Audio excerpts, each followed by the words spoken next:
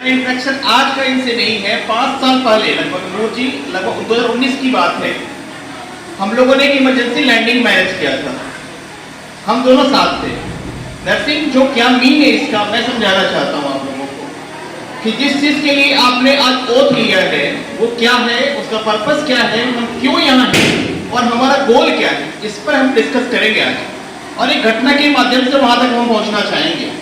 2019 की बात है, एक इमरजेंसी लैंडिंग हुई थी पटना में जो इंटरनेशनल न्यूज बना था और सचमुच वो अद्भुत था।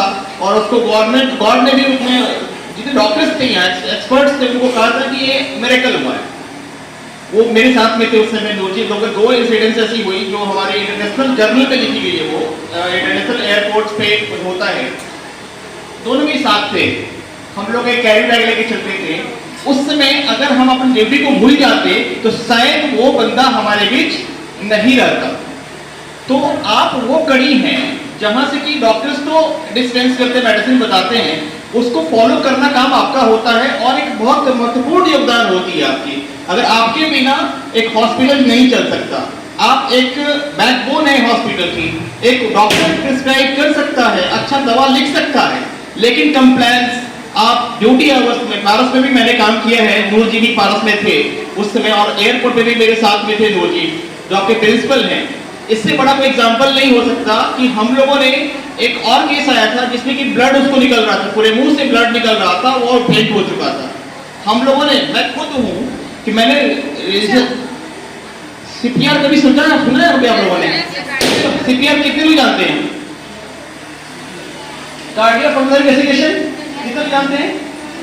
ये प्रोसेस हमने मुंह से ब्लड निकल रहा था, पंपिंग करने के बाद भी उसका पूरा ब्लड मेरे चेहरे पे आ रहा था। याद है वो दिन? पूरा ब्लड हमारे चेहरे पे आ रहा था और हमारा पूरा कपड़ा ब्लड से भरा हुआ था। मैं खुद वो था और वो मीडिया में भी वो है जो 2016-17 की घटना है। उसके बाद हमारे साथ में सिस्टर थी, वहां पे भी सिस्टर भी थी, उन पर मैं काफी शॉक किया उस समय कि नहीं आप नहीं कर पा रही, वो कर रही वहां पे। मीन्स आपका परिस्थिति जैसा भी आ जाए आपके साथ, आपको सॉफ्ट होना है।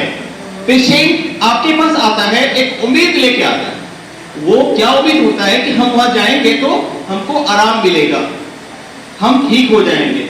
अगर हम उसको रिएक्ट करने लगे तो फिर पेशेंट भी और इरिटेट होगा और उसी कंडीशन में मारपीट की माहौल बनती है।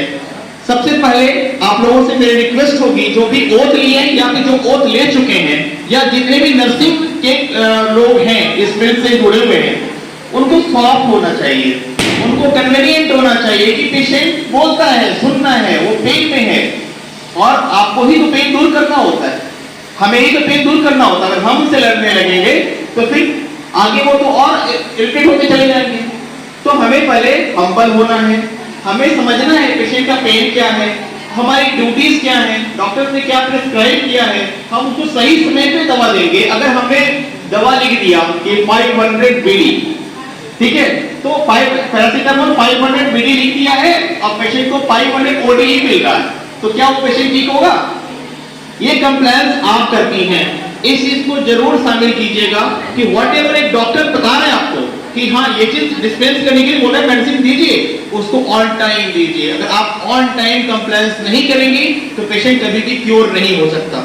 सबसे बड़ी सैल्यूट तो आप लोगों को है।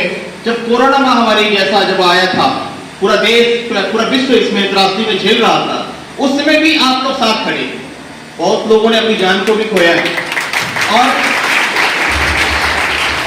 संयोग ये भी है कि मैं भी उस समय वहां में भी पोस्टेड था, उस समय जब लगातार लोग मर रहे थे, हमारे यहाँ डेथ रेट कम था।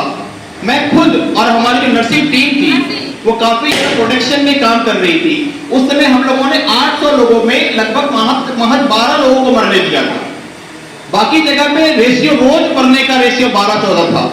और बगहा में मैं था, वहां कोरोना मैं भी हैंडल कर रहा था, उस समय मेरी फर्स्ट कॉन्ट्रेक्चुअल ड्यूटी थी वहां पे, तो हमने नहीं मरने दिया। ये हमें समझना होगा कि हम क्यों हैं, हमारा लक्ष्य क्या है, जिस पर्पस के लिए हम आ रहे हैं। पैसे तो सभी कमाते हैं, पैसे तो सबके पास आते हैं, आप सैलरी होंगी ही होंगी, बट ये जिस फील्ड में आप आ रहे हैं